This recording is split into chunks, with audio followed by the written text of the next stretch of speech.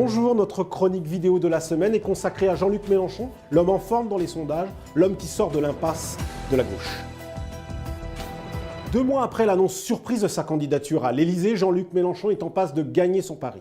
Tous les sondages qui sortent actuellement lui accordent un meilleur score que celui obtenu en 2012. Il talonne même François Hollande dans certains scénarios. Il a surtout réussi d'ores et déjà son OPA sur la gauche de la gauche. Alors tous les rêves sont aujourd'hui possibles pour l'implacable pourfendeur de l'action du président sortant, qui continue de comparer François Hollande non pas à un capitaine de pédalo, mais dans son dernier billet de blog, il le traite carrément de président de comité des fêtes cantonales. Lancé comme un obus, Jean-Luc Mélenchon se voit même un destin à la Bernie Sanders, candidat démocrate à la primaire américaine, coriace et inattendu adversaire de la favorite Hillary Clinton. Jean-Luc Mélenchon, qui adore écrire et pousser des coups de gueule sur son blog, a laissé la place cette fois à la jubilation. Il savoure ses enquêtes d'opinion, écrit-il, qui le donne à touche-touche avec François Hollande. Un sondage qu'il qualifie de suave. C'est dire si le moment est délicieux, si le printemps est doux pour Jean-Luc Mélenchon qui se sent pousser des ailes, même s'il prend soin d'ajouter « je ne me grisse pas de la situation ». Le voilà donc crédité de 12 à 15% des intentions de vote selon les enquêtes. Il y a même un scénario, celui avec Bruno Le Maire comme candidat à Les Républicains, qui placerait Jean-Luc Mélenchon devant François Hollande. Incroyable, qui l'eût cru?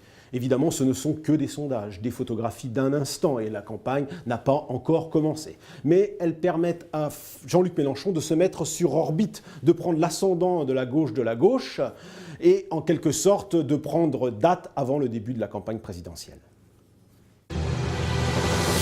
En partant tôt et en solo au début du mois de février, Jean-Luc Mélenchon avait créé le scepticisme et s'était attiré les critiques de nombre de dirigeants du Parti communiste. Le secrétaire national du PCF, Pierre Laurent, espérait secrètement contrarier le dessein de celui qu'il avait soutenu en 2012. Raté, on voit mal comment aujourd'hui le PCF, qui ne veut pas entendre parler d'une primaire de la gauche avec le PS, pourrait ne pas soutenir Mélenchon au moment où celui-ci décolle dans les sondages.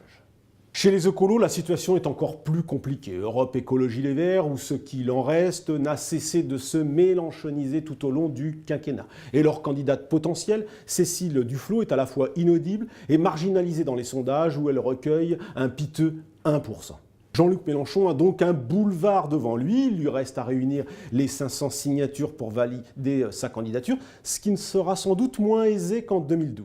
En attendant, il peut se permettre de faire l'éloge du pape François qui vient d'accueillir des migrants au Vatican. Il encense Bernie Sanders, son nouveau héros.